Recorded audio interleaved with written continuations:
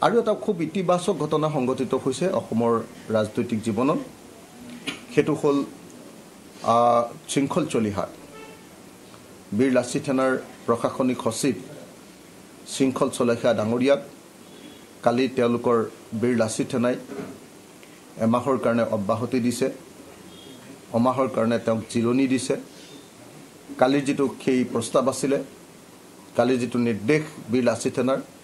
এই বীৰ লাচিত সেনাৰ সেই নিৰ্দেশটোৰ কাৰণে মই বীৰ লাচিত সেনাক ধন্যবাদ আৰু কৃতজ্ঞতা জনাইছোঁ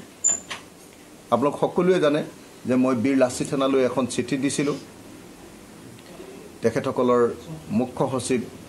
ৰন্তু পানী ফুকনলৈ মই এখন চিঠি দিছিলোঁ আৰু চিঠিত মই শৃংখল চলিহাই কেনেদৰে শিৱসাগৰত সাম্প্ৰদায়িক সংঘাত লগাব খুজিছে আৰু সমগ্ৰ অসমত তেওঁ কেনেকৈ মুখ্যমন্ত্ৰীৰ হৈ কাম কৰিছে বিজেপি আৰএছএছৰ হৈ কাম কৰিছে সেই কথাটো মই আঙুলিয়াই দিছিলোঁ কিন্তু কালি যেতিয়া নাগৰিক সভাই পোনপটীয়াকৈ শৃংখল চলিহাৰ নাম যিহেতু কালি পোনপটীয়াকৈ নাগৰিক সভাই ল'লে যে তেওঁ শিৱসাগৰত সাম্প্ৰদায়িক সংঘাত লগাবলৈ চেষ্টা কৰিছে গতিকে যেতিয়া কেন্দ্ৰীয় কমিটিৰ এজন মানুহক তাৰ স্থানীয় নাগৰিকসকলে প্ৰস্তাৱ লৈ আমাৰ সমাজৰ বেয়া কাম কৰিছে বুলি কৈ দিব তেওঁক বহিষ্কাৰ কৰিবই লাগিব কোনো ৰাস্তা নাথাকে কালি ৰাইজৰ দলৰ যদি কেন্দ্ৰীয় কমিটিৰ এজন বিষয়ববীয়া কিবা বেয়া কামৰ কাৰণে কালি শিৱসাগৰত যদি প্ৰস্তাৱ লয় যে নাই সাম্প্ৰদায়িক সংঘৰ্ষ লগাবলৈ লৈছে তেতিয়াহ'লে তেওঁক আমি দলে বহিষ্কাৰ কৰিবই লাগিব গতিকে কালি নাগৰিক সভাৰ এটা ডাঙৰ ফলাফল হ'ল যে কালি শৃংখল চলিহাক নাগৰিক সভাই নাকি লগালে আৰু সেই নাকি লগোৱাৰ কাৰণে মই বীৰ লাচিত সেনাক ধন্যবাদ জ্ঞাপন কৰিছোঁ বীৰ লাচিত সেনা কালি আচলতে বাধ্য আছিলে যে নাগৰিক সভাই শিৱসাগৰৰ নাগৰিকসকলে শৃংখল চলিহাই সাম্প্ৰদায়িক সংঘাত লগাব খুজিছে বুলি যেতিয়া প্ৰস্তাৱ লৈছে তাৰ পাছত আৰু শৃংখল চলিহাক কেতিয়াও মই ভাবোঁ যে পাৰ্টিত ৰাখিব নোৱাৰে আৰু নাগৰিকসকলে শৃংখল চলিহাই সাম্প্ৰদায়িক সংঘাত লগাব লৈছিলে বুলি কোৱাৰ পাছত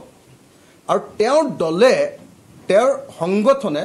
শৃংখল চলিহাক আচলতে সাময়িক বিৰতি দিয়াৰ পাছত মই ভাবোঁ যে শৃংখল চলিহাই আৰু সেই সংগঠন কৰাৰ কোনো পৰিৱেশ নাথাকে মই ভাবোঁ যে শৃংখল চলিহাৰ যদি আত্মসন্মান আছে তেওঁ বীৰ লাচিত সেনা নিজে নিজে এৰি দিব লাগে যদি আত্মসন্মান আছে আৰু কিন্তু আজিকালি প্ৰব্লেম কি সংগঠনবিলাক অকল বহুত সংগঠন দেই সব নহয় আৰু কিছুমান সংগঠনৰ নেতা অকল সংগঠনৰ টকাৰে চলি থাকে মানে সংগঠনটোৱে তেওঁলোকৰ একমাত্ৰ বিজনেছ লাইভলিহুড জীৱন যাপন গতিকে তেওঁলোকক মানে বহুত নিন্দা কৰিলেও বহুত ঠেলিয়াই গতিয়ে আঁতৰাই দিলেও তেওঁলোকে মানে সেই সংগঠন এৰিব নোৱাৰে নহ'লে পৰিয়াল চলাবলৈ দিগদাৰ হয় সেইকাৰণে যদি আত্মসন্মান আছে আচলতে শৃংখল চলিহাই চিৰকালৰ কাৰণে বীৰ লাচিত সেনা এৰি দিব লাগে